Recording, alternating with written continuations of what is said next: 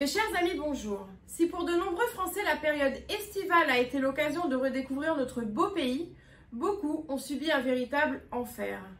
En effet, la France a connu cet été une flambée de l'insécurité. Agressions gratuites ou pour motifs futiles auront conduit les médias et politiques de tous bords à prononcer un mot tabou: ensauvagement. Ce terme, considéré il y a quelques années comme un fantasme de l'extrême droite, est pourtant devenu une réalité pour des millions de Français.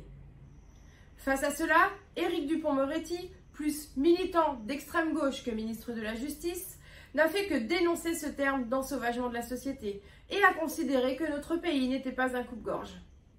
Rappelons à Éric Dupond-Moretti qu'il n'est plus un avocat de plateau télévisé. Il est désormais ministre de la Justice et donc responsable de l'application des peines dans notre pays. Alors que les langues commencent à se délier, les causes, elles, sont toujours ignorées. Oui, la racaille tue, oui, la racaille viole, oui, la racaille récidive, et oui, l'immigration et le laxisme en sont les principales causes. J'apporte ainsi tout mon soutien aux habitants de Palavas-les-Flots, qui ont courageusement manifesté contre la racaille qui, tous les soirs, organise des rodéos, des bagarres et agresse les commerçants. J'apporte aussi tout mon soutien aux riverains de la cité du Mistral à Grenoble, qui doivent vivre avec la présence de narcotrafiquants patrouillant tranquillement dans leur quartier avec des armes lourdes, et ce, en plein jour. Les phrases chocs et les petits tweets menaçants de Gérald Darmanin n'y changeront rien.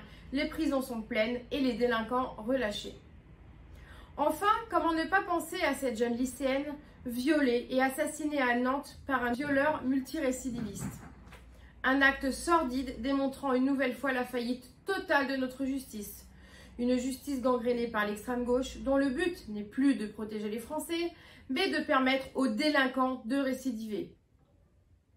Et comme je l'avais évoqué, l'arrivée en grande pompe de Dupond-Moretti n'a rien apporté, si ce n'est toujours plus de laxisme.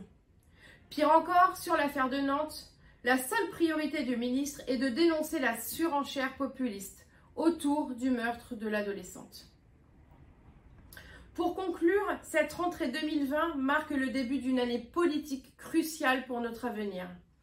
Avec les élections départementales et régionales qui arrivent, vous avez une possibilité unique de sanctionner l'incapacité du gouvernement à vous défendre. Engagez-vous et rejoignez les rangs du Rassemblement national. Partout, faites triompher nos idées. Dans votre région, dans votre canton, nos succès à venir sont les prémices d'une belle victoire pour 2022.